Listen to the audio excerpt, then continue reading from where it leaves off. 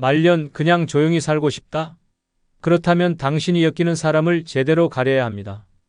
겉으로는 다정하고 친절해 보여도 그 뒤에 숨어있는 악의적인 의도를 간파하지 못하면 인생의 마지막 장이 무너집니다. 시기심, 거짓된 친절, 은근한 조종, 이런 인간들과 얽히면 당신의 평온한 일상이 순식간에 지옥으로 바뀝니다. 구독, 좋아요 누르시면 시작하겠습니다. 노년에 잘못 엮이면 인생 꼬일 수 있는 첫 번째 사람은 헛된 자존심에 집착하는 사람입니다. 이런 사람과 엮이면 말년이 조용할 수 없습니다. 어떤 상황에서도 자신이 틀렸다는 말을 절대 하지 않으며 사소한 의견 충돌에도 분노를 표출합니다.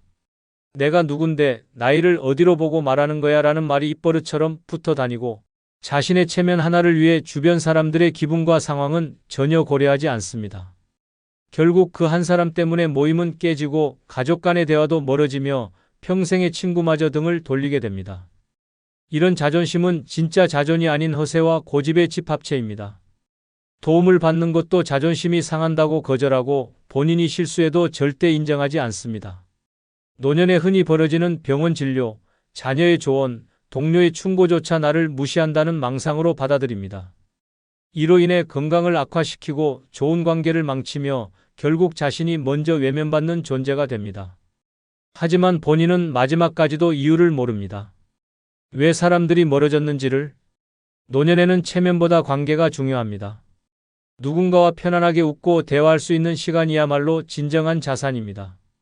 그런데 헛된 자존심에 사로잡힌 사람은 그 귀중한 시간을 끊임없이 갈등으로 바꿉니다. 나를 무시했어. 내가 얼마나 대단한 사람인지 몰라서. 그래 같은 말을 반복하며 주변 사람들을 피곤하게 만듭니다. 이런 사람의 곁에 있으면 한마디 말조차 눈치를 봐야 하며 언제 폭발할지 모르는 감정의 지뢰밭 속에 놓이게 됩니다. 정보 제공의 관점에서 보면 자존심에 집착하는 사람은 어떤 조언이나 정보도 받아들이지 않습니다. 최신 건강정보, 노후 자산관리, 기술 변화 같은 유익한 이야기조차 나는 옛날 방식이 좋아라며 거부합니다. 자식이 스마트폰 쓰는 법을 알려주면 내가 그걸 못하게 생겼냐고 화를 내고 병원에서 의사가 식단 조절을 권하면 나는 내가 먹고 싶은 거 먹고 살 거야 라고 말합니다. 이런 고집은 스스로를 외롭게 만들고 점점 삶의 질을 떨어뜨립니다. 한 어르신의 이야기가 있습니다. 그는 동네에서 말 한마디에 사람 잡는다는 소리를 듣던 인물이었습니다. 자식들이 어떤 제안을 해도 항상 내가 너보다 인생 더 오래 살았어 라는 말로 일축했고 친구가 조금만 덜 마시라고 해도 내가 술 못 마시게 할 사람이 어딨냐며 대놓고 화를 냈습니다. 그렇게 시간이 흐르자 자식들은 연락을 줄였고 친구들은 하나둘 멀어졌습니다. 하지만 그는 여전히 자신이 중심이라 믿었습니다. 그러던 어느 날 복지관에서 열리는 프로그램에 초대받았습니다. 처음엔 거들떠도 보지 않았지만 고립된 생활이 지겨워졌는지 슬쩍 나가보기로 했습니다. 그런데 강의 중에 강사가 고집부리면 관계는 멀어지고 사람은 떠나다라는 말을 하자 사람들이 모두 자신을 바라보는 것처럼 느껴졌습니다. 그날 이후 그는 조금씩 변하기 시작했습니다. 자식의 말에 고개를 끄덕이기 시작했고 친구들에게 요즘은 내 말이 맞는 것 같더라고 웃으며 말하기도 했습니다. 그 변화는 기적과 같았습니다. 연락이 끊겼던 딸이 다시 찾아왔고 함께 산책하던 이웃이 커피 한 잔을 건네며 말했다고 합니다. 이제야 사람 같아요. 그 말에 그는 웃으며 대답했습니다. 그동안 내가 너무 지랄했지. 그 유쾌한 인정 하나가 말년의 분위기를 완전히 바꿔놓았습니다. 두 번째는 나이로 위세를 부리려는 사람입니다. 이런 사람과 말년에 엮이면 하루하루가 피곤함의 연속입니다. 이들은 자신보다 어린 사람은 모두 하대할 수 있는 존재라 착각하며 살아갑니다. 내가 너보다 몇 살 위인데 요즘 것들은 버릇이 없어라는 말로 대화를 시작하고 무슨 말이든 자기식으로 끝내야만 직성이 풀립니다. 상대가 맞는 말을 해도 나이가 어리면 무조건 틀렸다고 몰아붙이며 결국엔 예의 없다는 낙인을 찍어버립니다. 나이 많다는 이유 하나로 세상을 휘어잡으려는 태도는 주위 사람들을 지치게 만들고 결국엔 모두를 떠나게 만듭니다. 문제는 이들이 나이를 권위의 수단으로 삼으면서도 책임은 지지 않는다는 점입니다. 조언은 훈계처럼 내뱉고 잘못된 행동은 그땐 그게 맞았어 라고 합리화합니다.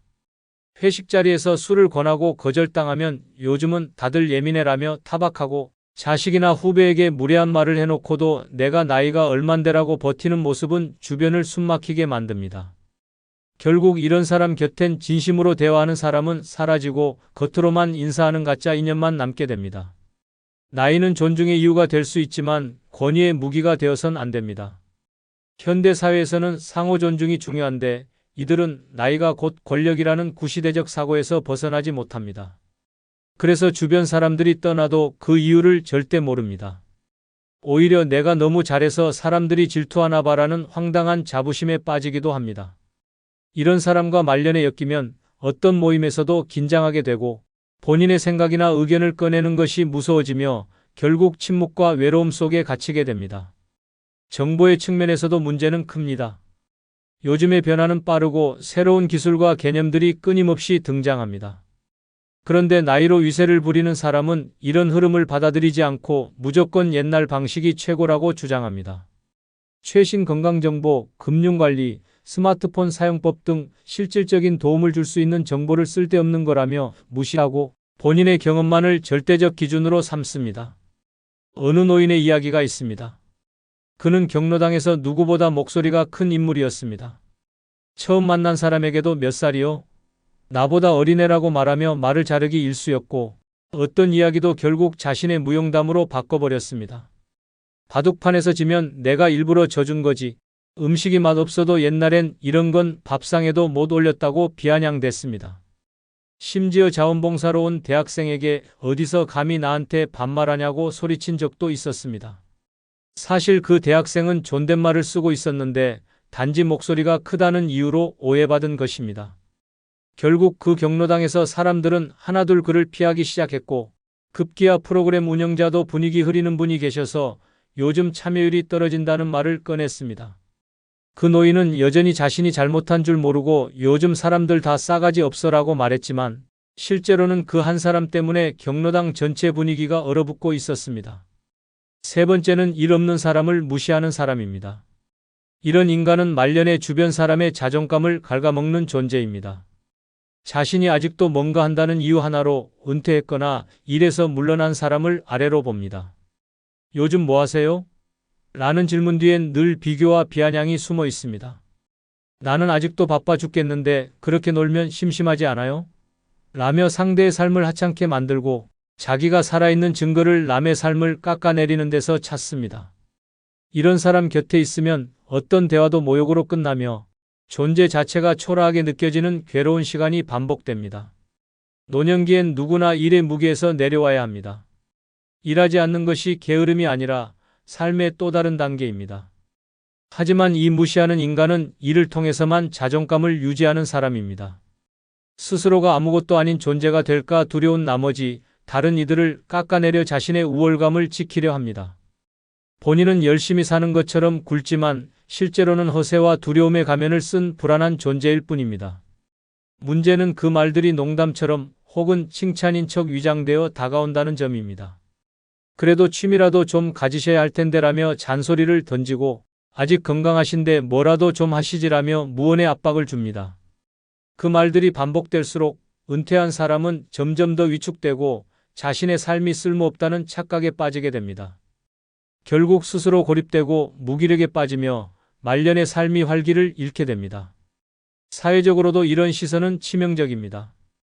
은퇴자나 전업으로 지내는 이들을 무가치하게 바라보는 시선은 노년기를 불안하게 만들며 자존감을 붕괴시킵니다.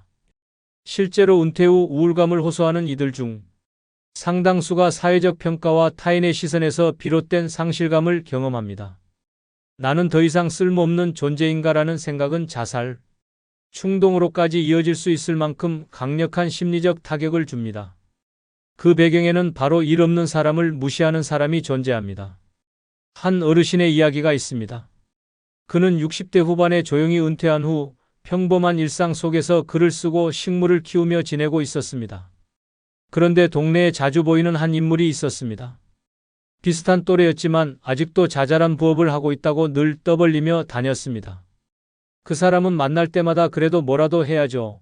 집에서만 있으면 뭐가 되겠어요. 같은 말을 대놓고 하며 자연스럽게 무시 섞인 태도를 보였습니다. 처음엔 그냥 넘겼지만 자주 마주치다 보니 스트레스가 쌓이기 시작했습니다. 어느 날 마트 앞 벤치에서 그가 또다시 요즘도 한가하시죠? 라고 물었을 때 그 어르신은 웃으며 이렇게 대답했습니다. 나는 지금 한가하게 사는 게 내 인생 최고의 성취야. 바쁘게 살다가 드디어 여유를 얻었거든. 당신은 아직 그게 없나 봐요. 주변 사람들이 박수치며 웃었고 그 순간부터 상황은 역전되었습니다. 이후 무시하던 사람은 입을 다물었고 오히려 사람들은 은퇴한 어르신의 삶을 더 부러워하기 시작했습니다. 네 번째는 가족 또는 친구 사이를 교묘히 이간질하는 사람입니다. 이 인간은 말년을 조용히 보내고 싶은 사람에게 가장 위험한 존재입니다. 겉으로는 친절하고 관심 많은 척 다가오지만 실은 말 한마디로 사람들 사이를 갈라놓고 갈등을 조장하는 교묘한 조작자입니다. 그 사람, 당신 얘기 그렇게 안 좋게 하더라. 그 집 자식들이 뭔가 숨기는 게 있는 것 같더라 같은 말로 씨앗을 심고 슬며시 뒤로 물러나 불꽃놀이를 구경하듯 싸움을 즐깁니다.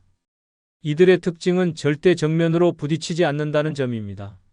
언제나 나는 그냥 들은 말을 전달했을 뿐이라는 가면을 쓰고 온갖 분열을 만들어냅니다.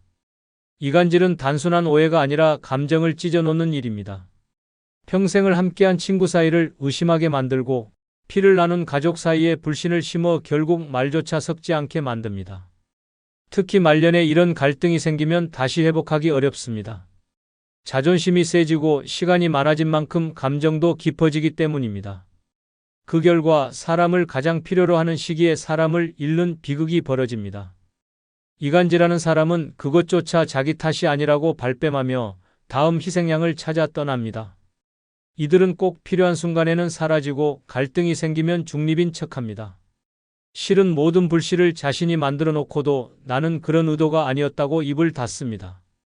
당신은 배신감에 치를 떨고 누군가는 오해를 품고 멀어지며 진짜 나쁜 사람은 아무런 책임도 지지 않고 계속 관계를 어지럽힙니다. 이런 유형의 사람은 타인의 관계를 망가뜨리는 데서 존재감을 느끼며 그 안에서 자신만의 우월감을 확인합니다.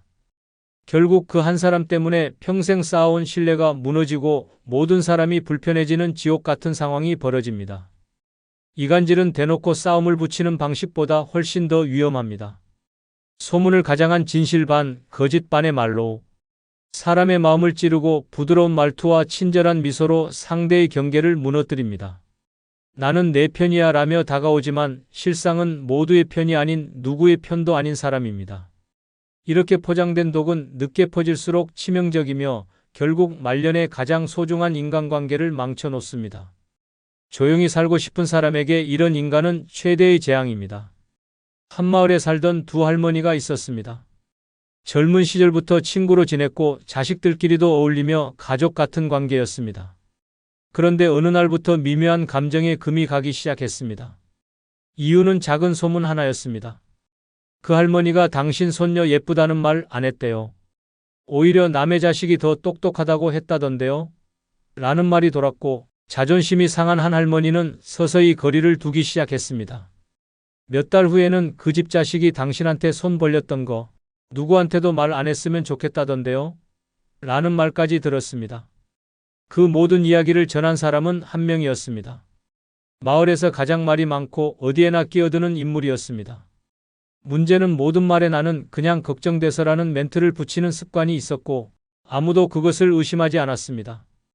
결국 두 할머니는 40년의 우정을 끊었고 마을에서는 세상에 믿을 사람 없다는 말이 돌기 시작했습니다. 그러나 나중에 진실이 밝혀졌습니다. 마을 사람들이 모인 자리에 그 말 많은 인물이 또다시 누구의 얘기를 전하다가 실수를 해버린 것입니다. 결국 모두가 퍼즐을 맞췄고 이간질의 실체가 드러났습니다. 하지만 이미 무너진 관계는 되돌리기 어려웠습니다. 그 후로 마을 사람들은 말 많은 사람보다 무서운 건 친한 척 다 퍼뜨리는 사람이다라는 말을 하게 되었습니다. 사람 사이를 찢는 건 칼이 아니라 말이며 가장 큰 상처는 오해가 아닌 교묘한 고의입니다. 다섯 번째는 겉과 속이 다른 사람입니다. 이런 사람과 엮이면 말년은 연극 무대보다 더 피곤해집니다. 눈앞에선 언니 너무 좋아요. 라고 웃으며 손을 잡고 돌아서면 그 사람 진짜 왜 저래? 라며 혀를 차는 이중인격의 소유자입니다. 이들은 말 그대로 인간 위장술의 달인입니다. 겉으로는 친절하고 다정하며 늘 도와주는 척합니다. 하지만 속은 시커멓게 타들어가 있고 본심은 칼보다 더 날카롭습니다. 겉과 속이 다르다는 건 단순히 솔직하지 않은 수준이 아닙니다. 관계를 조종하고 감정을 기만하며 사람을 철저히 이용하는 전략입니다. 이런 사람의 가장 무서운 점은 그들이 진짜 진심처럼 행동한다는 데 있습니다. 상대방이 그 친절을 믿고 마음을 열면 어느 순간 뒤통수를 맞습니다. 칭찬은 비난의 서막이고 도움은 은근한 통제의 도구입니다. 나는 널 걱정해서 그러는 거야 라는 말로 접근하지만 그 속엔 시기, 질투, 경쟁심이 잔뜩 담겨 있습니다. 당신이 성공하면 입꼬리가 실룩이고 당신이 어려움을 겪으면 눈빛에 이상한 기쁨이 숨어 있습니다. 결국 곁에 두는 순간 당신의 감정은 조종당하고 일상이 피로로 가득 찹니다. 이들은 관계 속에서 늘 중심이 되려 합니다. 누구와도 친한 척하고 모두에게 잘 보이려 애쓰지만 그 목적은 단 하나입니다. 정보를 쥐고 흔들고 싶다는 욕망입니다. 친한 척 다가와 사소한 이야기까지 캐내고 그걸 다른 사람에게 옮기며 자신의 존재감을 유지합니다. 그러나 어느 누구와도 진정한 신뢰를 쌓지 못하며 시간이 지나면 결국 모든 관계가 허물어집니다. 겉과 속이 다르다는 것은 거짓말보다 무서운 배신입니다. 당신의 말, 당신의 감정, 당신의 신뢰가 조용히 소비되고 있다는 사실을 모르는 사이 이미 큰 상처가 남아 있습니다. 정보 제공의 관점에서도 이들은 위험합니다. 당신이 알려준 정보, 고백한 고민, 나눈 대화가 본인의 이득을 위해 사용됩니다. 아무한테도 말 안 했는데라는 말은 이미 거짓입니다. 누군가에게는 당신의 이야기가 가십거리로, 흥밋거리로 전해지고 있고 당신의 이미지는 그들의 입에 의해 왜곡되고 있습니다. 이런 사람을 곁에 두면 결국 자신도 신뢰받지 못하게 되고 말년의 인간관계는 불신과 경계로 얼어붙게 됩니다. 한마을에 다정하기로 유명한 아주머니가 있었습니다. 누구에게나 인사를 잘하고 도와줄 일 있으면 제일 먼저 나섰습니다. 그래서 동네에선 정이 많고 마음 넓은 사람이라는 평을 받았습니다. 그런데 이상한 일이 하나둘 생기기 시작했습니다. A 할머니가 B 할머니에게 그때 나한테 서운했다며? 라고 묻고 C 아저씨는 내가 그 말 했다더라? 며 어이없어 했습니다. 전혀 연결되지 않았던 사람들 사이에 오해가 생기고 싸움이 벌어졌습니다. 그 모든 소문의 진원지가 바로 그 다정했던 아주머니였다는 사실이 드러난 건 어느 여름날이었습니다. 평소 조용했던 D 할아버지가 회관에서 회의 중에 말했습니다. 내가 지난번에 그분한테만 말한 얘기였는데 어떻게 다 퍼졌는지 모르겠네요. 그 순간 다정한 척했던 그녀의 얼굴이 굳었고 동네 사람들 모두가 눈치를 챘습니다. 그리고 퍼즐처럼 이어지던 이상한 소문들이 한 방향으로 향했습니다. 그 후로 그녀는 더 이상 웃으며 인사해도 아무도 대답하지 않았습니다. 친절은 남았지만 신뢰는 사라졌고 말년의 관계는 무너졌습니다. 그 누구보다 다정했던 사람이 그 누구보다 외로운 사람이 되어버린 것입니다. 겉과 속이 다른 사람은 결국 그 양면성 때문에 모든 것을 잃습니다.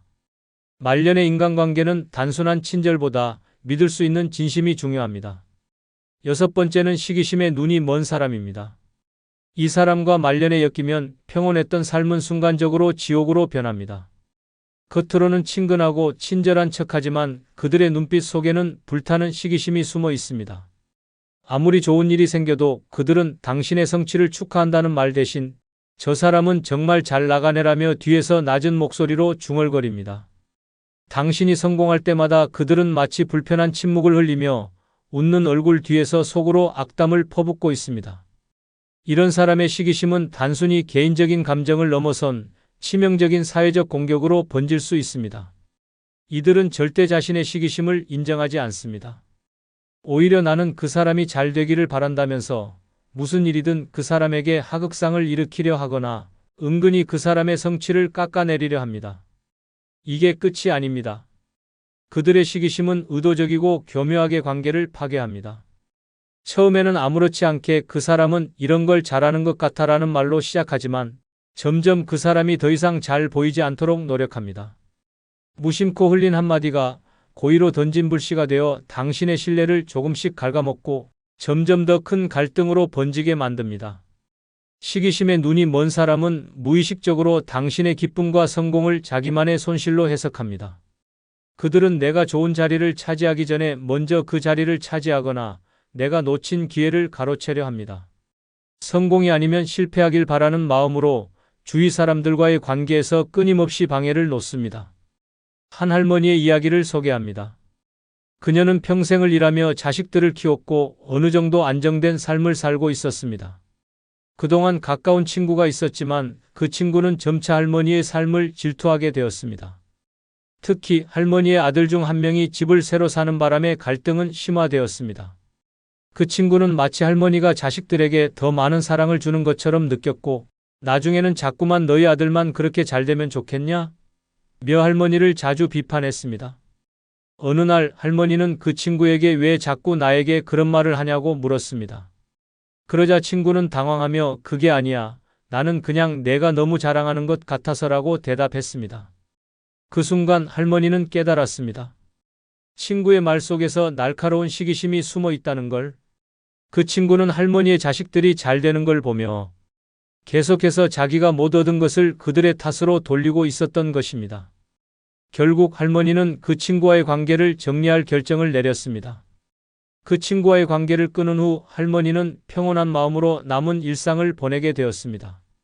그녀는 더 이상 시기심에 눈이 먼 사람을 가까이 두지 않았습니다. 끝으로 여러분께 한 가지 부탁이 있습니다.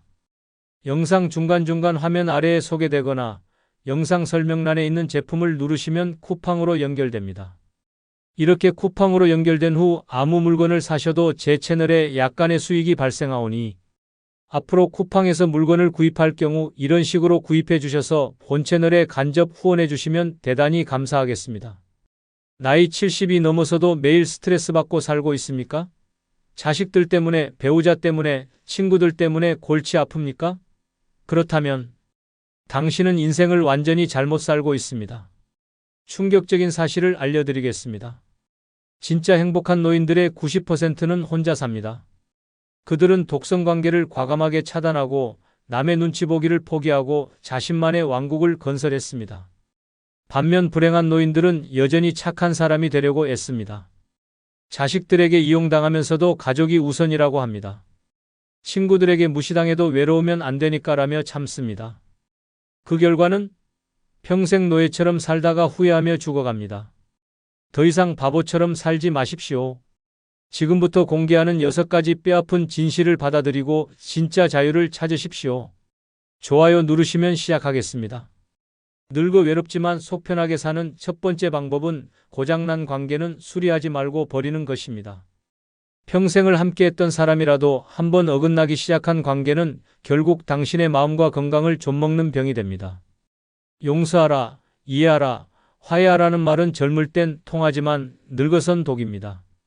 당신이 먼저 연락하고 사과하고 눈치 보고 애쓰는 사이 상대는 당신을 당연하게 여깁니다.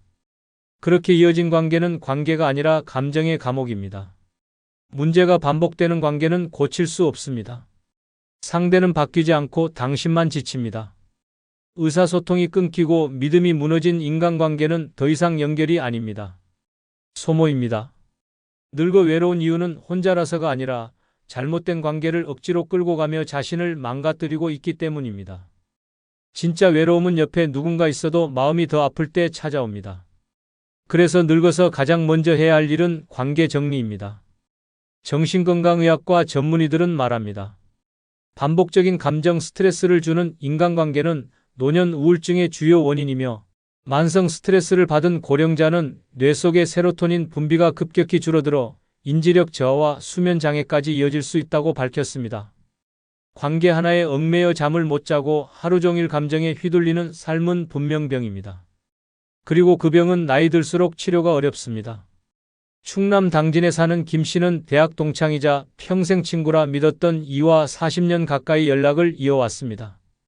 하지만 몇 년 전 사소한 말다툼을 계기로 관계가 틀어졌고 그 후로는 항상 김 씨 쪽에서 먼저 연락해야 했습니다. 생일에도 명절에도 안부 인사도 항상 자신이 먼저였고 답은 늘 건성으로 돌아왔습니다. 그래도 내가 먼저 해야지 하며 자존심을 접고 연락했지만 돌아오는 건 무관심과 피곤한 반응뿐이었습니다. 결국 김 씨는 스트레스로 인해 수면 장애와 두통에 시달렸고 병원을 찾은 결과는 심한 만성 스트레스와 우울 증상이었습니다. 의사는 말했습니다. 당신이 병든 게 아닙니다. 당신을 병들게 한 관계가 문제입니다. 그 말을 들은 김 씨는 처음으로 연락을 끊었습니다. 핸드폰에서 그 친구의 번호를 지우고 마음에서 그 이름을 지웠습니다. 처음엔 허전했습니다. 그러나 한 달이 지나자 불면증이 사라졌고 두통이 줄었습니다. 무엇보다 이상하게도 혼자 있는 시간이 오히려 편해졌다고 말했습니다. 그 친구가 아니라 그 친구와 얽힌 기억이 나를 병들게 했던 거죠. 이처럼 관계는 지키는 것보다 끊는 것이 더 어려울 수 있지만 고장난 관계는 남겨둘수록 당신을 파괴합니다. 이미 고장났다는 건 수리 불가 상태라는 뜻입니다.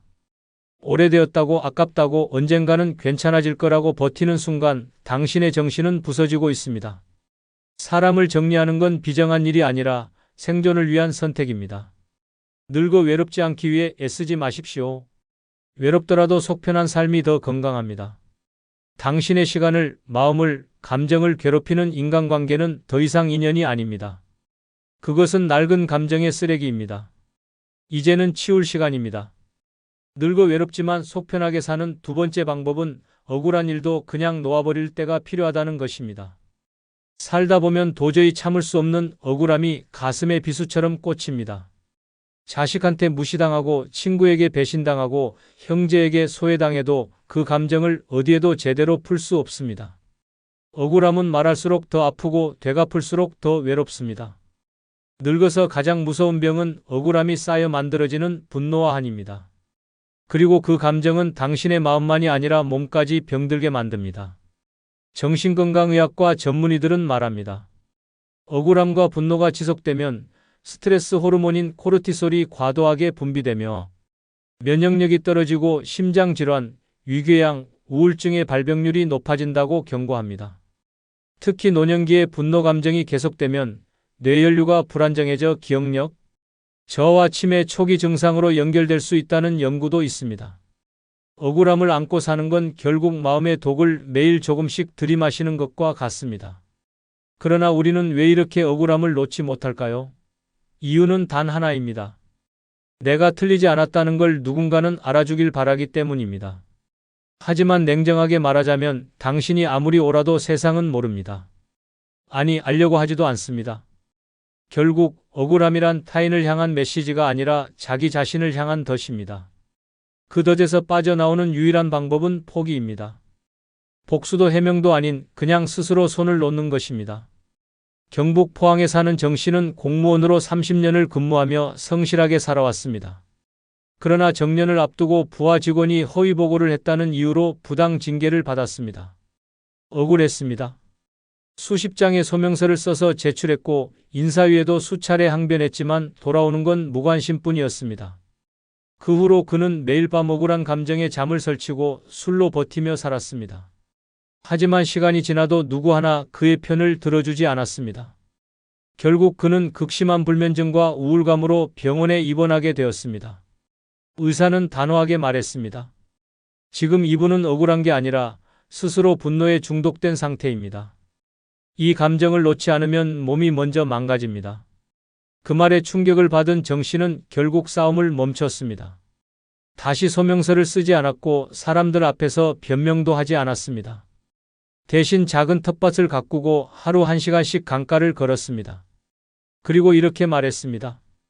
이제 와서 내가 옳았다는 걸 아무도 몰라도 됩니다. 그 사실을 내가 아니까 그걸로 됐습니다. 억울함을 꺼내 보일수록 고통은 더 깊어집니다. 해명하려 애쓸수록 상처는 덧납니다. 늙어서 평온하려면 나만 아는 진실은 나만 간직하는 게 가장 현명합니다. 아무리 분하고 억울해도 그 감정을 품은 채 살아가는 게 더 해롭습니다. 당신의 건강, 당신의 마음을 지키고 싶다면 누가 잘못했는지를 따지기보다 그 감정 자체를 흘려보내는 훈련이 필요합니다. 늙어 외로운 건 감정이 쌓여서입니다. 억울한 기억을 떠올릴 때마다 숨이 가빠지고 속이 타들어간다면 그건 분노가 아닌 병입니다. 그리고 그 병은 치료가 아닌 노움으로만 회복됩니다. 지금 당신 마음에 사무친 억울함 하나, 오늘 그냥 내려놓아 보십시오. 그것이 바로 외롭지만 속 편하게 사는 첫걸음입니다. 늙어 외롭지만 속 편하게 사는 세 번째 방법은 없으면 없는 대로 있는 걸 누리는 것입니다. 많은 이들이 노년을 힘들게 사는 이유는 가진 게 없어서가 아니라 남과 비교하며 스스로를 괴롭히기 때문입니다. 젊었을 땐 목표가 있어 앞만 보고 달리지만 늙어서는 그 목표가 왜 나는 저 사람처럼 못 살까라는 비교가 됩니다. 자식이 부족해 보이고 돈이 모자라 보이고 몸은 예전 같지 않고 그렇게 없는 것만 눈에 들어오면 인생은 순식간에 불행이라는 수렁으로 빠져듭니다. 하지만 이 수렁은 착각입니다. 비교는 정신을 망가뜨리고 결핍감은 몸을 병들게 합니다. 스트레스를 받을 때마다 뇌는 코르티솔이라는 호르몬을 분비하는데 이것이 과도하게 쌓이면 면역력은 떨어지고 만성 피로와 우울감, 수면 장애로 이어질 수 있습니다. 실제로 감정적 결핍을 자주 느끼는 노인은 인지 기능 저하 속도가 빠르고 고독감으로 인해 외부 활동을 꺼리게 되면서 전반적인 건강 악화로 이어집니다. 없다고 해서 불행한 것이 아니라 있는 걸 못 누려서 불행한 것입니다. 10평짜리 방이어도 햇살 잘 들어오면 따뜻한 집이고 혼자 먹는 밥이어도 소화 잘 되면 감사한 한 끼입니다. 그러나 우리는 늘 더 넓은 집, 더 많은 돈, 더 자주 연락 오는 자식만을 바라보며 지금 가진 걸 외면합니다. 늙어 외로운 건 사람 때문이 아니라 스스로 만족하지 못하기 때문입니다. 없는 것을 탓할수록 마음은 좁아지고 건강은 무너집니다. 경남 창원에 사는 윤 씨는 남편과 사별한 뒤 월 90만 원의 기초연금으로 혼자 살고 있습니다. 처음엔 이 돈으로 어떻게 살아라며 불안과 원망에 시달렸고 동네 친구가 자식에게 용돈을 받는 걸 볼 때마다 자신이 초라해졌습니다. 그러나 하루는 마트 앞에서 한 아주머니의 대화를 우연히 들었습니다. 나는 한 달에 50만 원으로도 사는데 뭐 그렇게 많이 필요해? 그 말이 머릿속에서 떠나지 않았고 윤 씨는 작은 수첩을 꺼내 자신의 생활비를 하나씩 정리하기 시작했습니다. 며칠 뒤 놀라운 사실을 깨달았습니다. 나는 사실 불행한 게 아니었다. 그냥 남과 비교하느라 행복을 못 느끼고 있었던 거다. 이후 그는 새벽마다 공원 벤치에서 해를 보며 도시락을 먹었고 동네 시장에서 2,000원짜리 국화를 사와 책상 위에 올렸습니다. 그날 이후 내 삶이 조금도 바뀌지 않았는데 내 마음은 완전히 바뀌었다고 말합니다. 현재 그는 치매 예방센터에서 자원봉사를 하며 하루하루를 보람있게 보내고 있습니다. 노년의 평온은 소유가 아니라 태도에서 나옵니다. 없는 걸 탓하는 인생은 끝도 없습니다. 하지만 있는 걸 누리는 마음은 그 순간부터 인생을 다르게 만듭니다. 비교하지 않고 누군가를 부러워하지 않고 지금 이 작은 행복에 집중하는 것. 그것이 늙어 외롭지만 속 편하게 사는 유일한 길입니다. 무엇이 없다고 아쉬워하지 마십시오. 있는 걸 아깝게 보지 않으면 삶은 아직도 충분히 따뜻합니다. 당신 앞에 놓인 그 한 끼, 그 햇살, 그 평범한 하루가 바로 살아있다는 증거입니다. 지금 있는 것만으로도 당신은 이미 잘 살고 있는 중입니다. 늙어 외롭지만 속 편하게 사는 네 번째 방법은 연락 없는 자식은 그냥 바쁜 사람이라 생각하는 것입니다. 아무리 기다려도 전화 한 통 없는 자식, 명절이 다가와도 얼굴 한 번 보지 않는 자식. 속에서 천불이 나도 이제는 받아들여야 합니다. 자식은 부모의 마음속에 평생 남아있지만 부모는 자식의 바쁜 일정 속에 겨우 미뤄진 약속일 뿐입니다. 그 현실을 인정하지 않으면 당신은 매일을 기다림으로 살게 되고 그 기다림은 곧 마음의 병이 됩니다.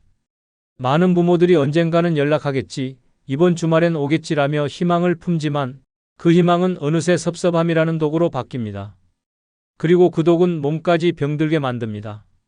정신건강 전문가들은 부모의 외로움이 우울증과 수면장애, 고혈압, 심지어 심근경색의 위험까지 높인다고 경고합니다.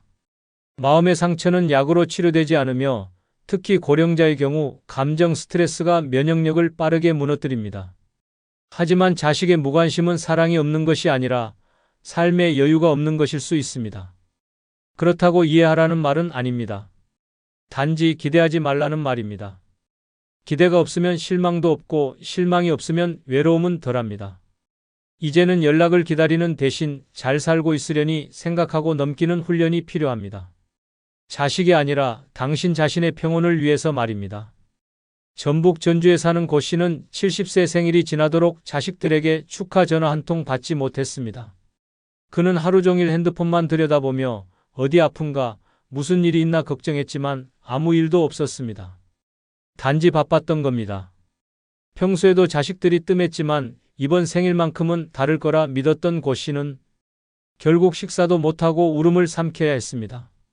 그날 이후 고 씨는 우울 증상과 함께 불면증이 시작되었고 병원을 찾았을 때는 이미 수면제 없이는 잠들 수 없는 상태가 되어 있었습니다. 의사는 말했습니다. 기다림은 사람을 고립시킵니다. 특히 노년기에 혼자 감정을 사귀면 뇌의 신경전달 물질 균형이 무너져 우울증으로 진행될 수 있습니다. 고 씨는 치료를 받으며 자신에게 묻기 시작했습니다. 왜 나는 연락을 그렇게 바랐을까? 내가 외로운 게 자식 탓만은 아니었구나. 그 후 고 씨는 집안에 작은 텃밭을 만들고 동네 도서관 프로그램에 참여하기 시작했습니다.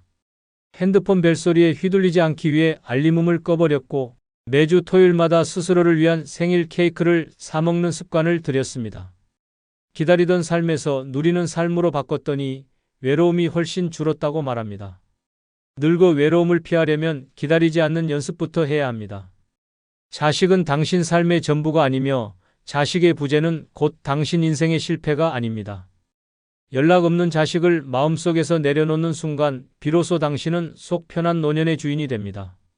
기대는 오직 당신 자신에게만 하십시오. 연락 없는 자식은 그냥 바쁜 사람일 뿐입니다. 그렇게 생각하는 순간 외로움은 더 이상 당신의 감정이 아니라 지나가는 계절이 됩니다. 그 계절은 혼자서도 충분히 따뜻할 수 있습니다. 늙어 외롭지만 속 편하게 사는 5번째 방법은 나이 들수록 덜 섞이되 더 비워야 한다는 것입니다. 나이 들어서까지 사람들 사이에 끼어 웃기 바쁘고 자존심 세우느라 기운 다 빼는 인생은 결국 남 좋은 일만 시키는 삶입니다.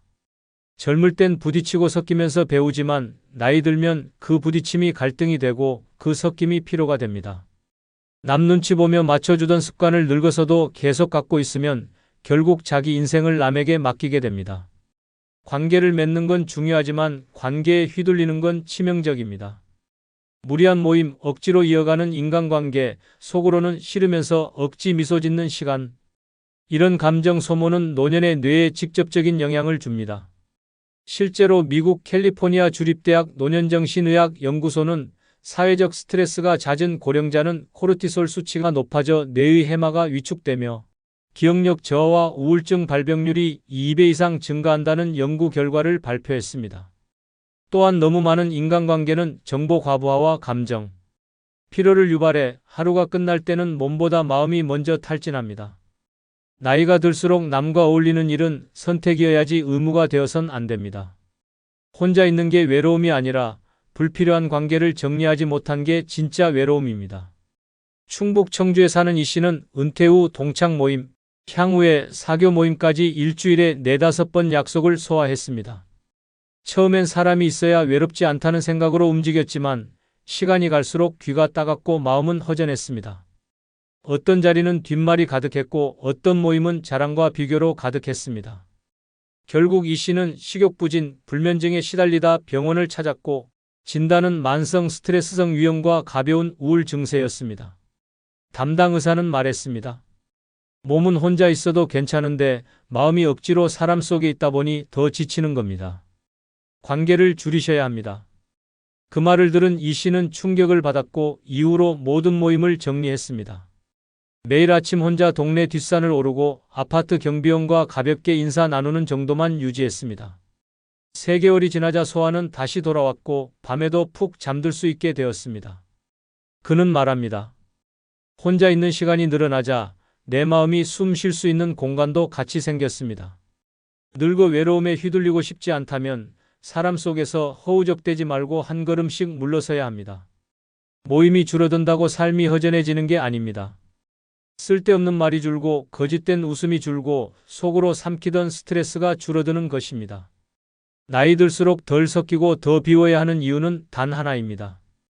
그래야 남의 인생이 아닌 내 인생에 집중할 수 있기 때문입니다. 진짜 여유는 붐비는 자리가 아니라 조용한 나만의 자리에 있습니다. 이제는 당신 마음의 자리를 정리할 때입니다. 늙어 외롭지만 속 편하게 사는 6번째 방법은 눈치 보며 살 나이는 이미 지났다는 것입니다. 평생 남 눈치 보며 살아오셨다면 이제는 그만두셔야 합니다. 자식 눈치, 이웃 눈치, 친구 눈치, 모임에서의 체면까지 그렇게 맞춰주며 살아온 세월이 수십 년인데 늙어서까지 눈치 보며 살면 그건 인생이 아니라 감옥입니다. 늙어서도 말 한마디, 행동 하나에 주눅이 든다면 그건 자유가 아니라 복종입니다. 문제는 눈치를 보는 순간 내 감정은 사라지고 상대의 표정에 휘둘리며 살아간다는 것입니다. 감정을 억누르고 남의 시선을 의식하는 생활이 반복되면 뇌는 이를 스트레스로 인식하여 자율신경계가 불안정해지고 심장 박동과 소화 기능에도 영향을 줍니다. 특히 고령자의 경우 만성적인 감정 억압은 불면증, 고혈압, 위염, 심근경색과 같은 질환의 위험을 크게 높인다는 것이 다수 연구에서 밝혀졌습니다. 즉, 눈치 보며 사는 삶은 마음의 피로뿐 아니라 몸까지 병들게 만드는 독입니다. 자식에게 싫은 말 못하고 친구에게 불편한 감정도 감추고 모임에서도 불편해도 웃어야 했던 삶. 그 모든 순간들이 당신의 건강을 서서히 무너뜨리고 있었던 겁니다. 이제는 당신의 표정, 당신의 말, 당신의 기분을 가장 먼저 생각해야 합니다. 늙어서까지 남 기분 먼저 챙기는 건 내 생명줄을 상대 손에 맡기는 일입니다.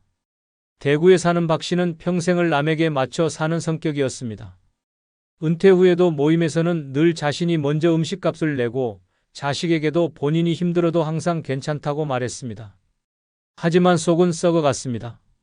자식은 점점 연락이 줄었고 친구들은 당연하다는 듯 그를 의지했습니다. 어느 날 박 씨는 갑작스러운 가슴 통증으로 쓰러졌고 병원에서는 급성 심장 스트레스 반응, 일명 타카츠보 심근증이라는 진단을 내렸습니다. 담당 의사는 말했습니다. 이건 스트레스로 인한 심장 근육 마비입니다. 감정을 오래 참고 살아온 분들에게 흔히 나타나는 질환입니다. 박 씨는 그제서야 깨달았습니다. 남의 눈치 보며 살아온 자신이 결국 스스로를 병들게 했다는 걸. 그 후 박 씨는 모든 관계에서 거리두기를 시작했습니다. 하기 싫은 일은 단호히 거절했고 자식에게는 내가 편할 때 도와줄게라고 말했습니다. 모임에서도 다음엔 못 나가겠다며 말했고 처음엔 서운해하던 사람들이 시간이 지나자 오히려 더 그를 존중하게 되었습니다. 박 씨는 말합니다. 내가 먼저 나를 존중하니까 이제야 사람들이 나를 사람으로 대합니다. 늙어서도 눈치 보며 산다는 건 자기 감정을 남에게 외주 주는 것입니다. 삶의 마지막 계절에조차 주도권이 없다면 그 인생은 누구를 위한 삶입니까? 이제는 남의 눈이 아닌 내 눈으로 내 삶을 바라보며 살아야 할 시간입니다. 지금 이 순간부터 기억하십시오. 눈치 보며 살 나이는 이미 지났습니다. 당신은 더 이상 설명하지 않아도 되고 양보하지 않아도 되며 사과하지 않아도 됩니다. 그냥 당신답게 당신 마음대로 당신을 중심에 두고 살아도 됩니다. 그게 늙어도 외롭지 않고 가장 속 편하게 사는 법입니다. 영상을 끝나면 여러분들의 다양한 의견을 댓글에 올려주시고 다른 사람들에게 많은 공유도 함께 부탁드립니다. 감사합니다. 어릴 땐 친구가 많을수록 좋았고 중년엔 인맥이 자산이라 여겼습니다. 하지만 노년엔 다릅니다. 많을수록 불편하고 복잡할수록 상처받습니다. 내가 잘 나갈 땐 몰려들고 내가 외로워질 땐 조용히 사라지는 인연들. 그걸 붙들고 있는 건 미련입니다. 이젠 선택해야 할 때입니다. 사람보다 나를 먼저 챙기고 인연보다 나를 덜 아프게 하는 삶을 살아야 합니다. 오늘은 노년에 쓸데없는 인연 다 끊고 홀로 사는 게 최고인 6가지 이유를 주제로 후회 없는 인생 후반전을 위한 진짜 전략을 알려드립니다. 솔직히 말해보겠습니다. 노년에는 혼자가 편합니다. 누구 눈치 보지 않아도 되고 누구에게 맞추지 않아도 되고 누구를 실망시킬 걱정도 없습니다. 오늘은 많은 분들이 깨닫지 못하고 있는 진실, 노년에 쓸데없는 인연 다 끊고 홀로 사는 게 최고인 6가지 이유에 대해 이야기해보려 합니다. 끝까지 보시면 분명 공감하실 겁니다. 구독과 좋아요는 큰 힘이 됩니다. 노년에 쓸데없는 인연 다 끊고 혼자 사는 게 최고인 첫 번째 이유는 바로 얽히고 설킨 관계에 휘둘리지 않기 때문입니다. 사람과 사람 사이의 인연은 따뜻함도 되지만 나이 들어선 족쇄가 되기도 합니다. 내가 편하자고 맺은 관계였지만 어느새 그 사람 눈치 보며 사는 인생이 됩니다. 말 한마디에 눈치 보고 약속 하나에 얽매이고 상대 기분에 따라 내 하루가 흔들리는 삶은 더 이상 인생이 아니라 감정의 감옥입니다. 친하다는 이유로 거절도 못하고 오래 알았다는 이유로 끊지도 못하며 평생 참는 관계로 살아가는 사람들이 있습니다. 하지만 정작 그들이 당신을 그렇게까지 아껴줄까요? 나이 들어 아프고 힘들어지면 언제 그랬냐는 듯 하나둘 사라집니다. 그제야 깨닫게 됩니다. 내가 그토록 애써 유지한 인연이 사실은 나를 불편하게 만들던 굴레였다는 걸. 특히 노년엔 그 인연들이 더 버겁습니다. 모임에 얽히고 전화에 끌려다니고 남의 부탁에 시간을 내주다 보면 정작 내 삶은 텅 비어갑니다.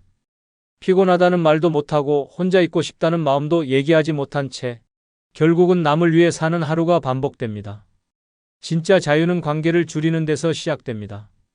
끊는 순간 마음이 가벼워지고 혼자가 되어야 비로소 숨통이 트입니다.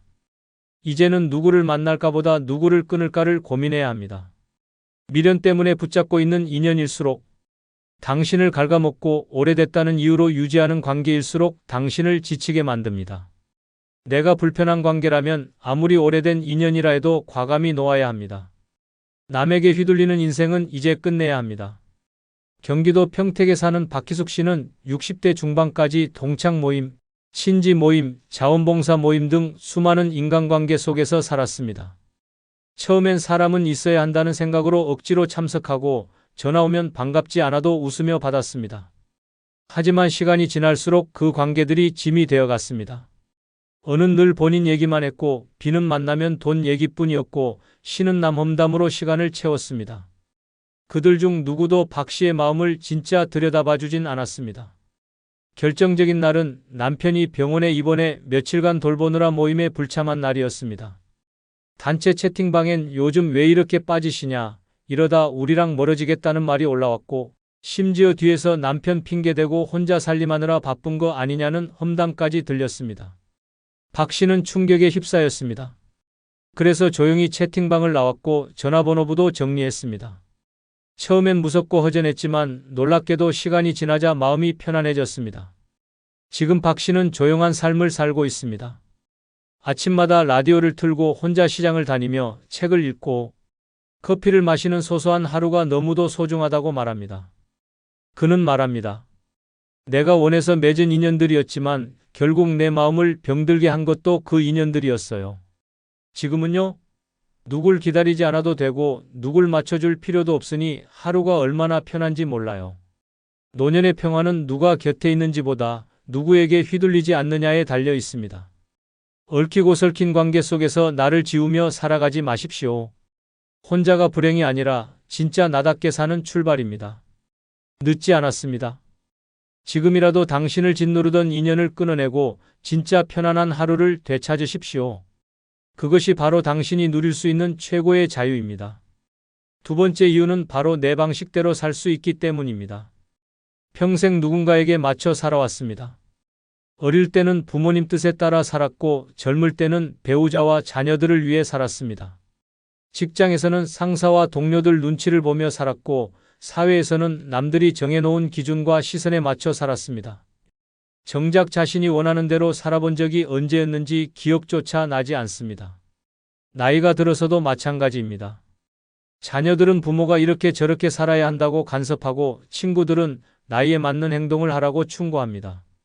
동네 사람들은 어른답게 처신하라고 잔소리하고 친척들은 가족의 체면을 생각하라고 압박합니다. 결국 이른이 넘어서도 여전히 남의 기준에 맞춰 살아가고 있는 것입니다. 하지만 혼자 살게 되면 모든 것이 달라집니다. 아침 몇 시에 일어날지, 무엇을 먹을지, 어떤 옷을 입을지, 어디에 갈지 모든 것을 자신이 정할 수 있습니다.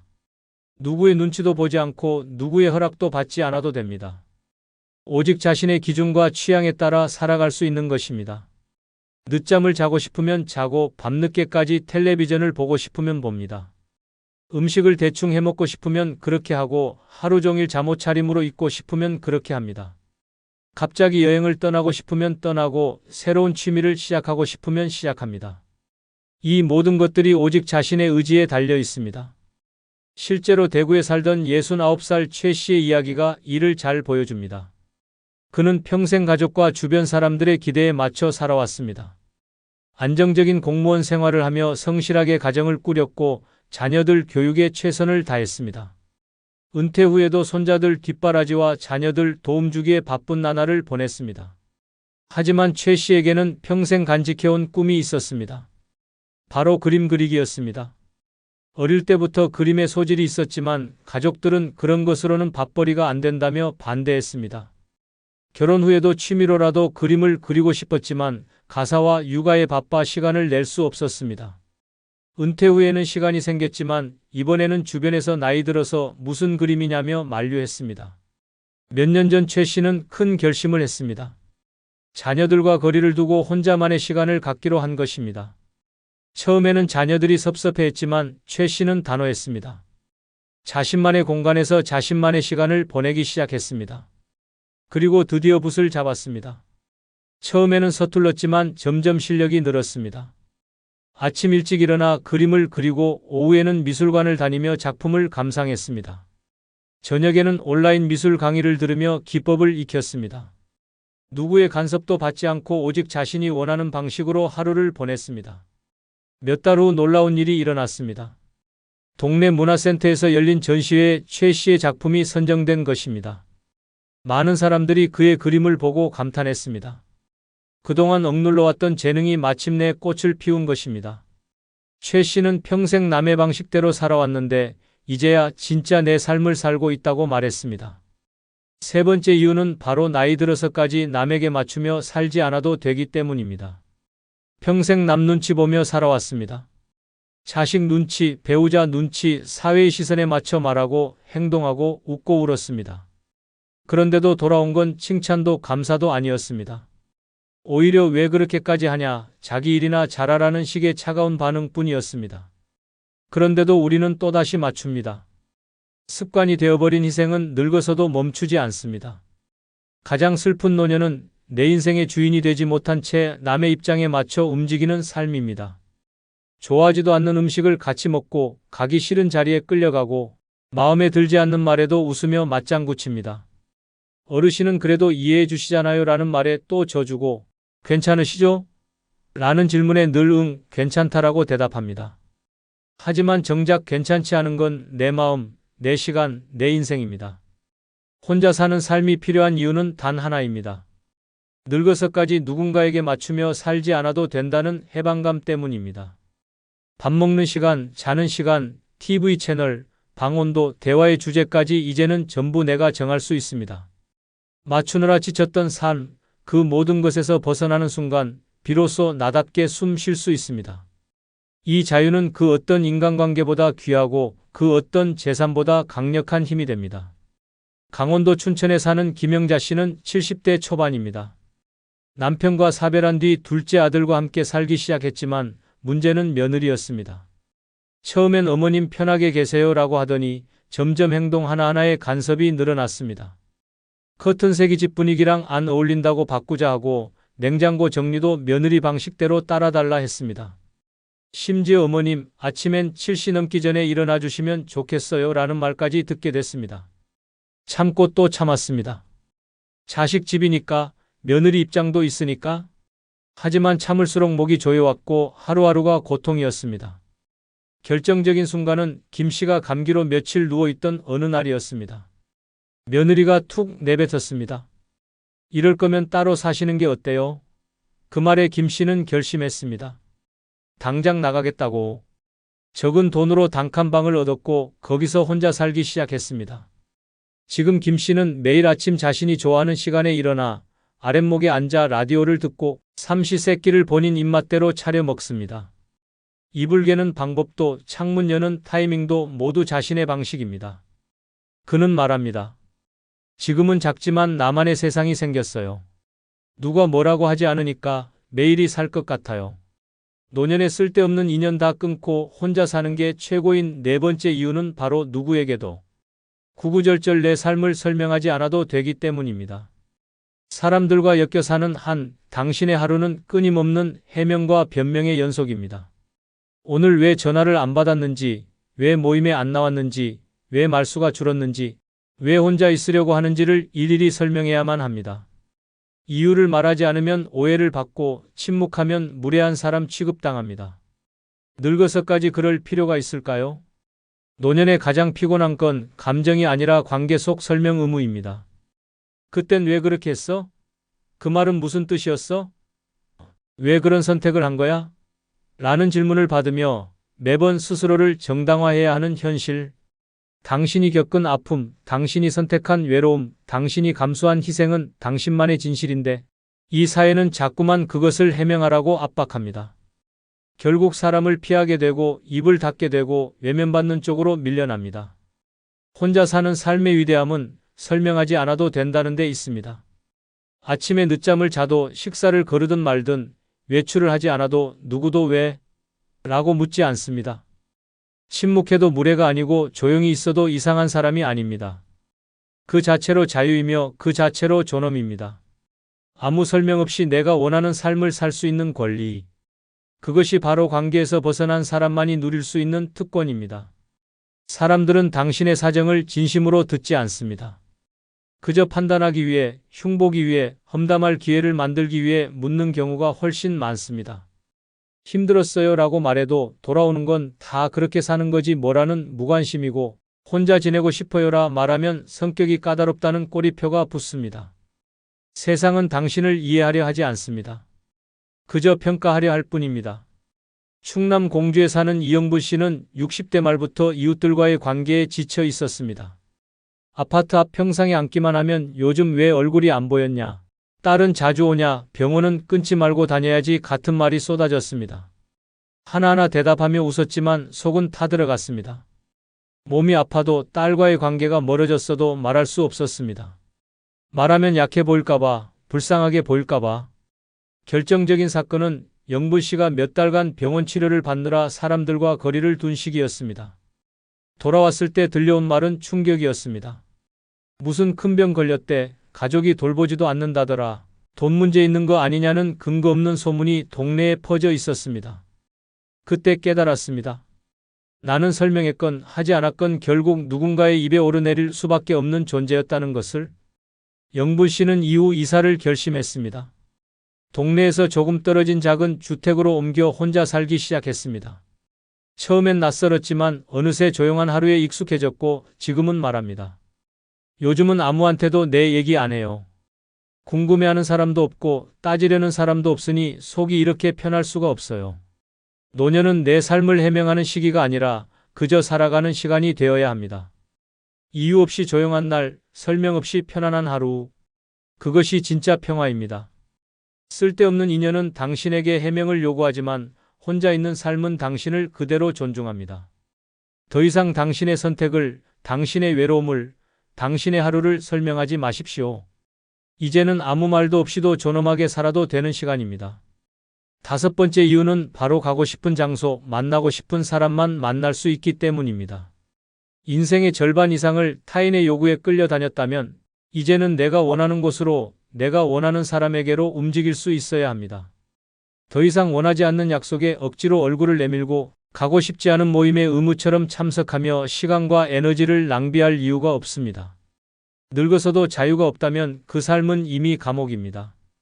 무조건 따라가야 하는 모임, 분위기를 맞춰야 하는 식사 자리, 듣기 싫은 말 억지로 들어야 하는 만남들. 겉으론 사람들 만나야 외롭지 않다고 하지만 속으론 그 사람들과 있을 때가 더 외로운 경우가 많습니다. 보고 싶지도 않은 사람을 만나고 원치 않는 장소에 가서 웃고 있는 자신의 모습을 거울로 마주할 때마다 느끼는 감정은 모욕에 가깝습니다. 그 순간 깨달아야 합니다. 지금껏 내가 살아온 시간이 누구를 위한 것이었는지를. 노년에 혼자 산다는 건 단절이 아니라 선택입니다. 필요 없는 만남은 피하고 진짜 보고 싶은 사람에게만 시간과 마음을 쓸 수 있는 기회입니다. 이 자유를 누릴 줄 아는 사람만이 진짜 인생의 주인이 됩니다. 보고 싶을 때만 보고 걷고 싶은 길을 걸으며 앉고 싶은 벤치에 앉을 수 있는 삶. 그것이 혼자 사는 노년의 가장 큰 축복입니다. 더 이상 나도 가야 하지 않을까라는 불안감에 이끌려 외출할 필요 없습니다. 그 사람 기분 상할까봐를 핑계로 억지로 만날 필요도 없습니다. 진짜 중요한 건 내 기분이 상하지 않는 삶입니다. 나를 지치게 만드는 만남은 과감히 끊어내고 나를 살아나게 만드는 장소만 찾아가야 합니다. 그래야 삶이 회복됩니다. 그래야 늙어서도 빛이 납니다. 인천 남동구에 사는 유영자 씨는 60대 중반까지 동네 모임, 고교 동창회, 가족, 신지 행사에 빠짐없이 참석했습니다. 한 달에도 몇 번씩 가기 싫은 약속을 소화하면서도 나만 빠지면 이상할까봐라는 생각에 몸을 이끌었습니다. 문제는 그 모임들이 전혀 즐겁지 않았다는 점입니다. 술 마시고 남 욕하고 자식 자랑 늘어놓는 자리에 앉아 있을 때마다 자신이 아무런 의미 없이 소모되고 있다는 기분에 휩싸였습니다. 결정적인 계기는 친척의 환갑잔치에서 벌어졌습니다. 오랜만에 만난 사촌이 던진 한마디. 어머, 언니는 요즘도 혼자 돌아다니고 그래? 외롭겠네. 그 순간 유 씨는 깨달았습니다. 이 자리에서 나를 보는 시선은 애정도 배려도 아닌 호기심과 평가뿐이라는 걸. 그날 이후 그는 단 하나의 모임도 나가지 않았습니다. 지금 유 씨는 자신이 가고 싶은 장소에만 갑니다. 꽃시장, 동네 도서관, 한강공원. 혼자 다니는 버스 여행도 즐기고 우연히 만난 사람들과 짧은 대화를 나누며 삶을 느낍니다. 그는 말합니다. 보고 싶지 않은 사람 안 만나고 가기 싫은데 안 가니까 이상하게 삶이 풍요로워졌어요. 시간도 마음도 전부 내 거예요. 인생의 후반전, 당신이 진짜 보고 싶은 사람, 당신이 진짜 가고 싶은 곳. 그것을 선택할 수 있는 자유야말로 노년에 누릴 수 있는 가장 큰 선물입니다. 노년에 쓸데없는 인연 다 끊고 혼자 사는 게 최고인 6번째 이유는 바로 다른 사람의 말에 상처 입을 일이 없기 때문입니다. 나이가 들면 마음도 단단해질 줄 알았지만 현실은 그렇지 않습니다. 오히려 늙을수록 말 한마디에 더 상처받고 한숨 섞인 시선에 더 깊이 무너집니다. 그 나이에 그게 되겠어? 왜 아직도 혼자야? 자식들은 뭐 하고 있는 거야? 같은 말은 칼보다 날카롭고 흉터보다 오래갑니다. 말은 공기 중에 흩어지지만 그 말이 꽂힌 사람의 마음속에는 평생 지워지지 않는 흠집이 됩니다. 특히 가까운 사람일수록 오래된 관계일수록 그 말은 더 깊은 독이 됩니다. 상대는 아무렇지도 않게 말했지만 당신은 밤잠을 설칩니다. 단순한 조언처럼 들렸지만 실은 무시였고 걱정인 척 다가왔지만 결국 비난이었습니다. 그런 말 앞에서 우리는 해명도 못하고 억울함만 삼킨 채 조용히 웃어야 했습니다. 관계를 끊는다는 건 단순히 사람을 정리하는 게 아닙니다. 그들이 쏟아내는 상처의 언어로부터 나를 지켜내는 일입니다. 혼자 있으면 외로울 수는 있어도 더 이상 누군가의 말에 무너지진 않습니다. 더 이상 사소한 말 한 줄에 마음이 뒤틀리고 조롱 섞인 농담에 가슴이 조여오지 않습니다. 침묵은 때때로 가장 위대한 방어막이 되고 고요는 가장 따뜻한 위로가 됩니다.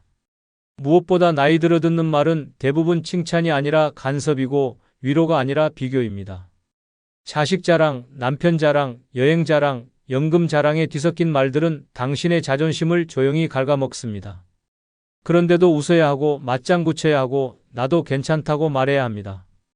그 피곤한 연기를 벗어던지는 순간 진짜 나다운 삶이 시작됩니다. 서울 동작구에 사는 조미자 씨는 오래된 지인들과 매달 한 번씩 만나 점심을 함께 해왔습니다. 하지만 만남의 주제는 항상 같았습니다. 누가 아파트를 샀고 누가 외국에 다녀왔고 누가 손주를 하버드에 보냈는지.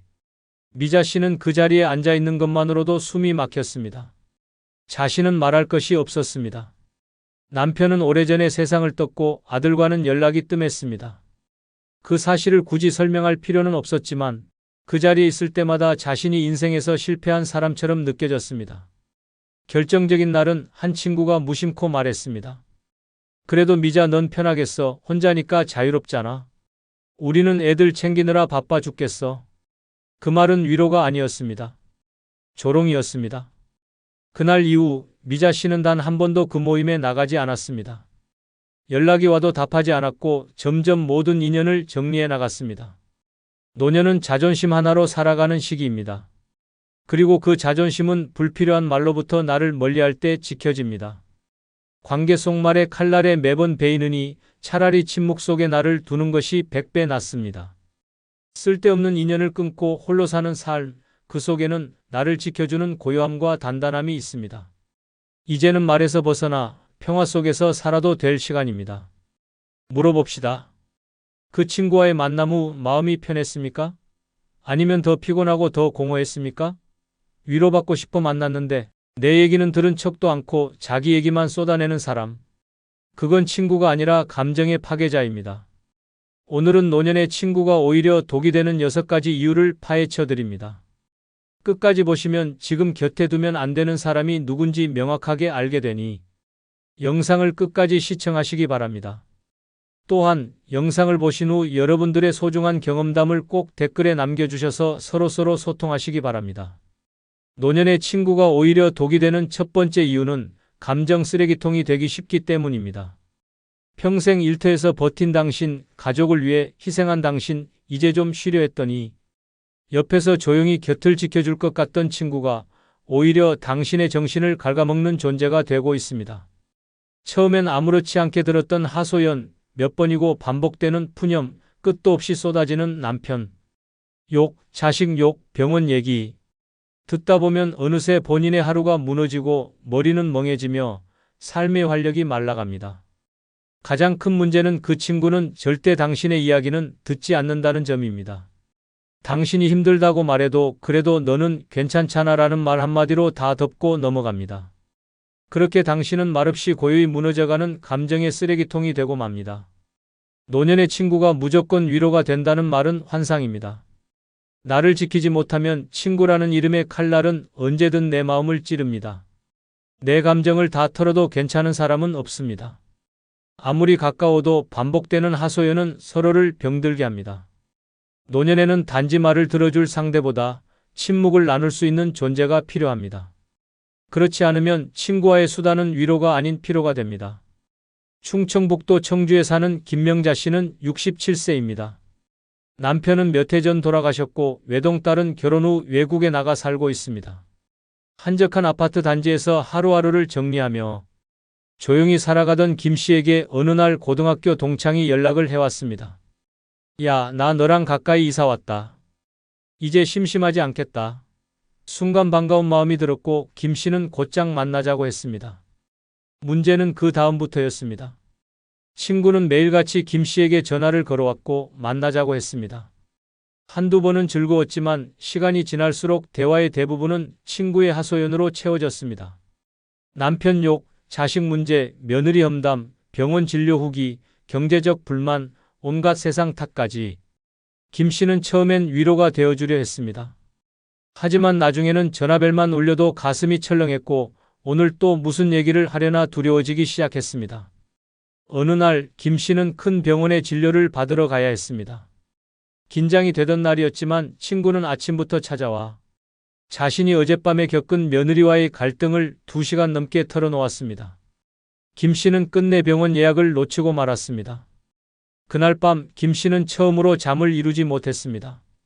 그녀는 깨달았습니다. 내가 감정을 나눈 게 아니라 그 사람의 감정 쓰레기를 주워 담고 있었구나. 그 뒤로 김 씨는 결심했습니다. 전화가 와도 받지 않았고 만남도 거절했습니다. 불편한 시선이 따랐지만 거절한 뒤 처음으로 조용한 하루를 되찾았습니다. 그리고 오랜만에 공원 벤치에 앉아 하늘을 보며 눈시울을 적셨습니다. 내 마음에 이렇게 평화가 깃들 수 있었구나. 두 번째 이유는 남과 비교하게 만드는 독성 경쟁심 때문입니다. 친구가 있으면 덜 외로울 거라 믿었습니다. 그러나 현실은 정반대입니다. 친구와의 만남은 위로보다 비교를 낳고 공감보다 경쟁을 부추깁니다. 우리 아들은 이번에 어디로 여행 갔대? 나는 요즘 주식으로 한 달에 몇백은 벌어. 난 관절염 약도 안 먹고 등산 다녀. 듣는 사람의 속은 서서히 무너지고 자존감은 바닥을 긁습니다. 상대가 나를 깎아내리려는 의도가 없어도 그런 말들은 날마다 쌓여서 나를 집어삼킵니다. 노년은 원래부터 약해지는 시기입니다. 몸도 마음도 단단하지 않습니다. 그런데 옆에서 끊임없이 비교가 시작되면 나의 평온한 일상은 흔들립니다. 나는 뭐하고 살았나? 나는 왜 이렇게 초라하지? 나는 왜 늙은 모습이 더 비참하지? 이런 생각이 자꾸 떠오르고 우울감은 깊어져 갑니다. 친구라는 이름으로 포장된 이 비교심은 당신을 잠식하는 독입니다. 부산에 사는 윤정희 씨는 70세입니다. 젊은 시절부터 근면하고 알뜰하게 살며 자녀 둘을 모두 대학까지 보냈고 남편과 함께 소소한 노후를 보내고 있었습니다. 어느 날 오랜 친구라는 사람이 연락을 해왔습니다. 야, 우리 딸 이번에 미국으로 이민 갔어. 사위가 연봉 2억이래. 처음엔 축하해줬습니다. 그런데 그날 이후 친구는 사사건건 윤 씨와 비교했습니다. 너희 집은 재개발 안 되나 봐? 아들 직장은 어디더라? 공무원이면 좀 답답하겠다. 난 요즘 필라테스 다녀. 허리 디스크도 다 나았어.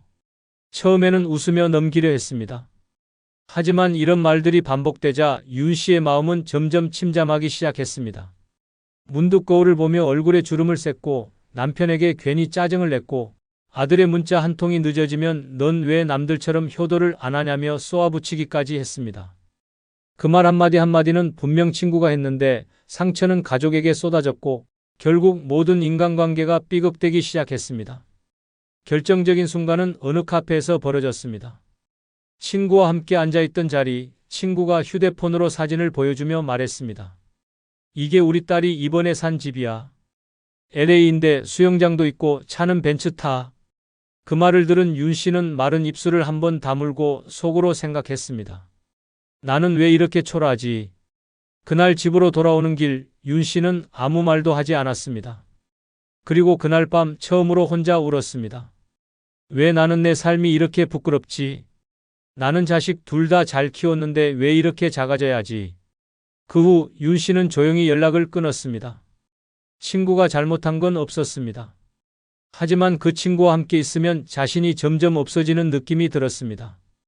그리고 어느 날 남편과 시장을 걷다가 윤 씨는 말했습니다. 우리 지금 이렇게 사는 거 사실은 참 좋은 거야. 난 너랑 김치찌개 먹으면서 웃는 게 제일 좋아. 비교는 진실을 가리지 않습니다. 누구나 부러운 삶은 있지만 그 안에 진짜 행복이 있는지는 아무도 모릅니다. 노년의 평화는 남보다 나를 보는 데서 시작됩니다. 세 번째 이유는 말 한마디로 내 평판이 무너질 수 있기 때문입니다. 노년은 인생의 황혼기가 아니라 마지막까지 지켜야 할 품위와 체면의 시기입니다. 그러나 단 한 사람 가까운 친구의 입에서 나온 말 한마디가 그 모든 것을 박살낼 수 있습니다. 그 사람 요즘 좀 이상하더라. 집안 사정이 안 좋다던데. 전에 남편이 사업 망했잖아? 한마디 툭 던진 말은 소문이 되고 소문은 꼬리에 꼬리를 물고 왜곡되어 퍼지며 당신의 오랜 명예를 땅바닥에 내동댕이 칩니다. 더 무서운 건 그 친구는 나는 그냥 들은 얘기만 했을 뿐이야 라며 뒤로 빠진다는 사실입니다. 그러나 당신은 이미 동네에서 뒷말의 주인공이 되어 있고 낯선 시선에 상처받고 모임에서 점점 고립됩니다. 한번 잘못 붙은 낙인은 지워지지 않습니다. 아무리 오랜 친구라도 한순간에 뒷담화의 칼날로 돌변할 수 있다는 것을 알아야 합니다. 침묵 없는 입은 칼보다 날카롭고 친구의 혀는 가장 가까이에서 날아오는 화살입니다. 전라남도 목포에 사는 박정순 씨는 72세입니다. 젊은 시절 지역 병원에서 간호조무사로 30년 넘게 일했고 정년퇴직 후엔 조용히 텃밭 가꾸며 살고 있었습니다. 이웃 사이에서도 성실하고 점잖은 사람으로 알려져 있었고 동네 마트에서도 박 간호사님이라 불릴 정도로 신뢰받는 인물이었습니다. 그러던 어느 날 예전에 같은 병원에서 일하던 친구 윤 씨가 찾아왔습니다. 오랜만에 반가운 제였고 둘은 자주 만나게 됐습니다. 문제는 윤 씨가 지나치게 말을 많이 한다는 것이었습니다. 밥을 먹으면서도 커피를 마시면서도 항상 다른 사람 얘기를 했습니다. 걔 남편 바람난 거 몰랐지? 아들 유학 갔다더니 실패해서 돌아왔대. 박 씨는 처음엔 그냥 웃고 넘겼지만 마음 한켠이 불편해졌습니다. 그리고 어느 날 사소한 일이 발단이 됐습니다. 윤 씨가 박 씨의 집에 와서 우연히 전기요금 고지서를 본 것입니다. 금액이 예상보다 많이 나왔던 그 고지서를 보고는 윤 씨가 웃으며 말했습니다. 아니, 전기세가 왜 이렇게 많이 나왔어? 너 몰래 누구랑 살고 있는 거 아냐? 박 씨도 농담이라 웃어넘겼습니다. 하지만 문제는 그 다음부터였습니다. 며칠 후 마트에서 장을 보던 박 씨는 이상한 낌새를 느꼈습니다. 직원이 어색하게 웃고 이웃이 눈을 피하며 인사도 건네지 않았습니다. 나중에 들은 얘기로는 윤 씨가 마을버스에서 이런 말을 했다고 합니다. 박 간호사님 있잖아. 혼자 산다고 하더니 요즘 남자랑 같이 사는 것 같아. 전기요금이 장난 아니더라니까? 박 씨는 분노와 수치심에 말문이 막혔습니다. 남편과 사별한 후 혼자 고요히 살아온 시간들이 모욕당한 느낌이었습니다. 더는 못 참겠다고 느낀 박 씨는 윤 씨에게 전화를 걸었습니다. 그러나 윤 씨는 시치미를 뚫고 말했습니다. 내가 뭘 어쨌다고 그래? 그냥 웃자고 한 얘기였지. 박 씨는 그 말에 몸이 떨렸습니다. 웃자고 던진 말 한마디가 자신의 삶 전체를 조롱으로 바꿔놓은 현실에 울컥한 눈물이 쏟아졌습니다. 그날 이후 박 씨는 더는 사람들을 쉽게 믿지 않았습니다. 박 씨는 말합니다. 이제는 말이 없는 사람이 편해. 정막이 고맙고 침묵이 위로가 돼. 친구라고 해서 모두 믿어선 안 됩니다. 한때 함께 울고 웃었던 사람일지라도 나의 삶을 망가뜨릴 수 있는 가장 위험한 존재가 될 수 있습니다. 특히 노년에는 소문 하나가 삶 전체를 흔들 수 있습니다. 말을 무기처럼 쓰는 사람을 곁에 두면 결국 내 삶이 피투성이가 됩니다. 조용한 정막이 가벼운 말보다 100번 낫습니다. 말을 아끼는 친구 하나가 온 세상의 위로보다 소중한 이유가 여기에 있습니다. 네 번째 이유는 은근한 금전거래가 인생을 통째로 무너뜨리기 때문입니다. 친구는 가족보다 가까울 수 있지만 돈 앞에서는 가장 멀어져야 할 존재입니다. 노년에 가장 위험한 것은 누군가의 부탁을 거절 못하는 당신의 착한 마음입니다. 친구가 급해서 그런데 100만 원만 빌려줘라며 속삭일 때, 이번 달에만 좀 쓰고 다음 달에 갚을게라며 읍소할 때 당신은 그저 한 번만 도와주자고 생각합니다. 그러나 그 한 번이 시작되면 다음은 없고 끝은 파탄뿐입니다. 돈을 빌려줬다가 돌려받지 못하는 일은 흔합니다. 하지만 더 치명적인 건 돈 문제로 인해 관계까지 잃는다는 점입니다. 내가 뭐 때문에 쟤랑 말을 섞었지라는 후회는 당신을 잠 못 이루게 만들고 가슴에 앙금처럼 남습니다. 자존심도 신뢰도 평생 쌓아온 인간관계도 무너뜨리는 것이 바로 돈이며 특히 노년의 금전거래는 회복할 수 없는 균열을 남깁니다. 대구 수성구에 사는 정순자 씨는 68세입니다. 평생 초등학교 영양사로 일하다 정년퇴직을 했고 퇴직금과 노후 자금으로 매달 80만 원씩 적금과 예금을 쪼개가며 조심스럽게 살아가고 있었습니다. 평소 말이 많지 않고 무슨 일이든 손해보더라도 불평 안 하는 성격이라 주변에서도 정 씨는 착하다는 말을 많이 들었습니다. 문제는 고등학교 동창 김 씨가 나타나면서 시작됐습니다. 오랜만에 연락에 반가운 마음으로 만나 식사를 했고 이야기를 나누던 중 김 씨가 갑자기 말했습니다. 내가 이번에 작은 가게 하나 하려고 해. 자리도 다 알아봤고 인테리어만 하면 되는데 돈이 좀 모자라. 정 씨는 처음엔 아무 말도 하지 않았습니다. 그런데 김 씨는 다시 연락해와서 이렇게 말했습니다. 순자야, 우리가 친구가 몇 년인데 은행은 이자도 비싸고 너는 돈 조금 있잖아. 500만 원만 2달만 쓰고 갚을게. 정 씨는 그날 밤 잠을 이루지 못했습니다.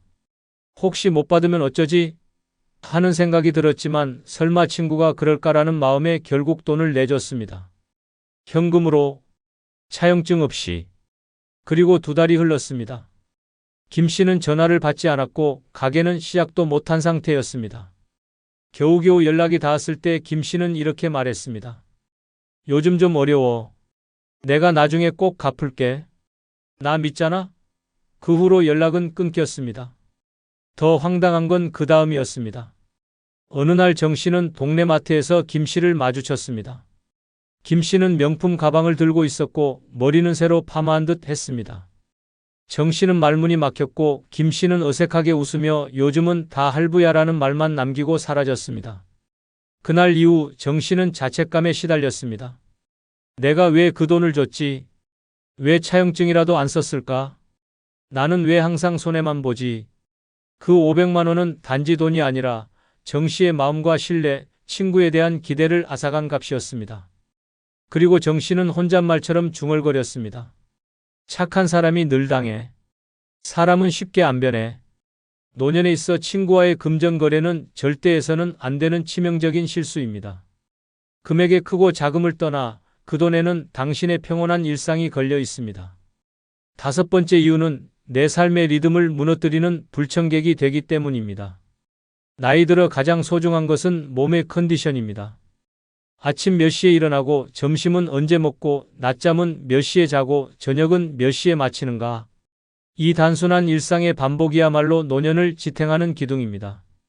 그러나 친구 하나가 이 모든 걸 무너뜨릴 수 있습니다. 갑작스런 전화, 뜬금없는 방문, 새벽 산책 권유, 밤늦은 전화 수다. 처음엔 반가운 얼굴이었지만 어느새 내 몸은 피로에 지쳐 무너지고 평온했던 하루는 엉망이 됩니다.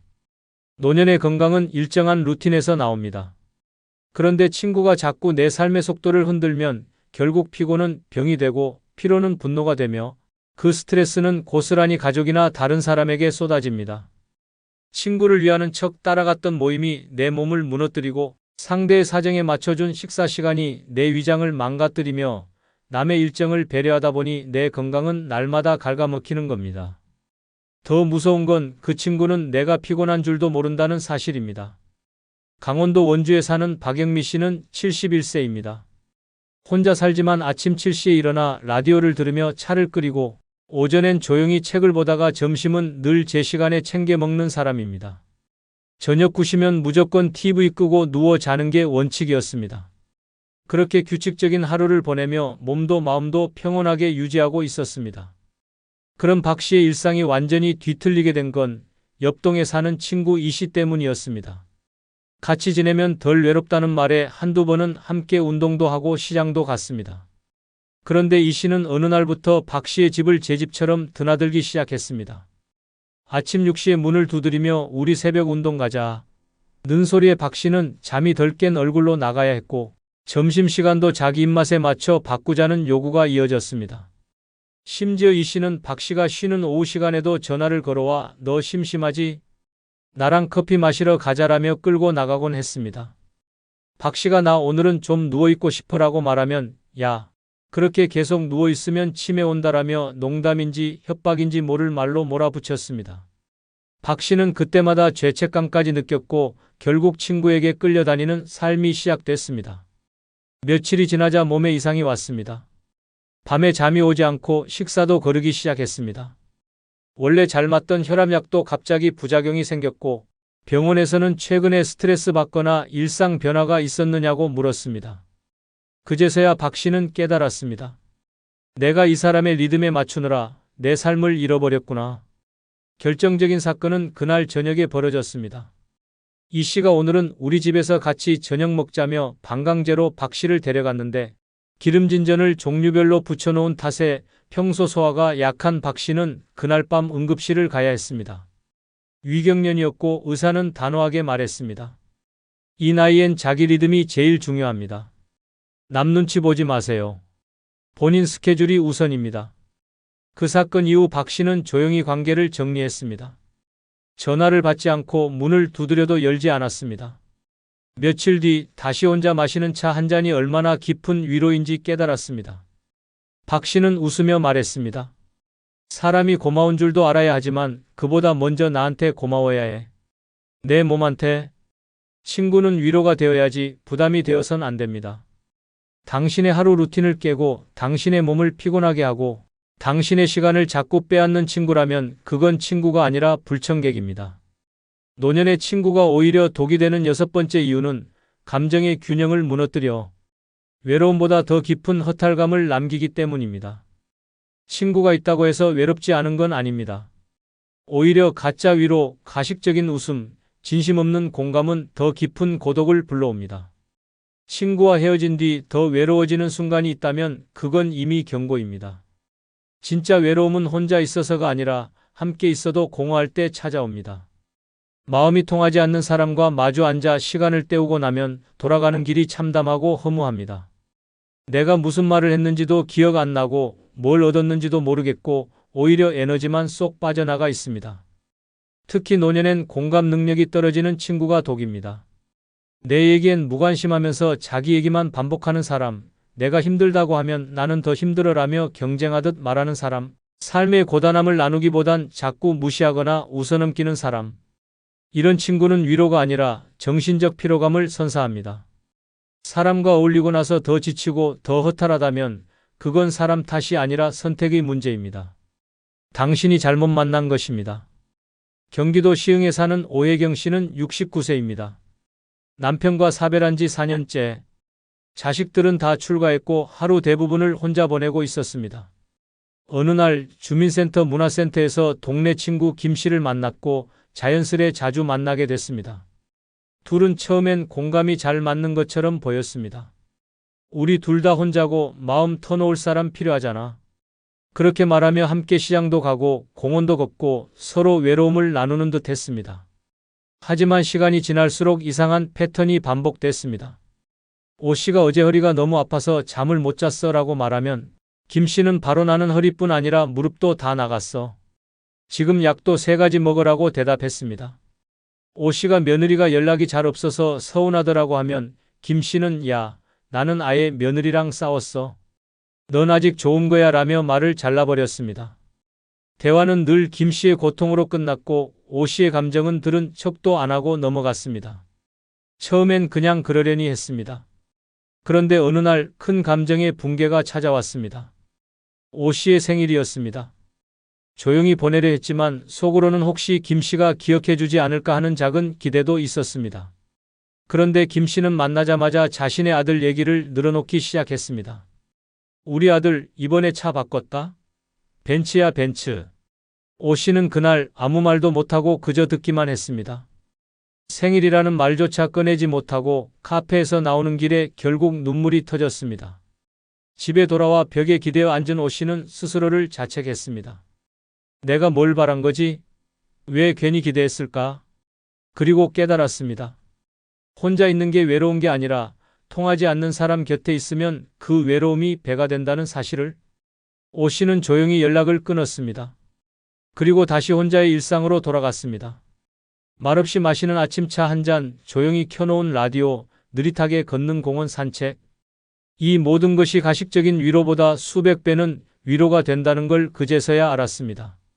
사람은 외로움을 채우기 위해 사람을 찾지만 그 외로움을 더 깊게 만드는 것도 사람입니다. 노년엔 감정을 나눌 수 있는 사람 하나만 있으면 됩니다. 억지로 맞추고 감정을 억누르고 상처받고도 웃는 관계는 필요 없습니다. 이상 영상을 마치며 여러분들의 다양한 의견과 경험담을 댓글에 꼭 남겨주시기 바랍니다. 감사합니다.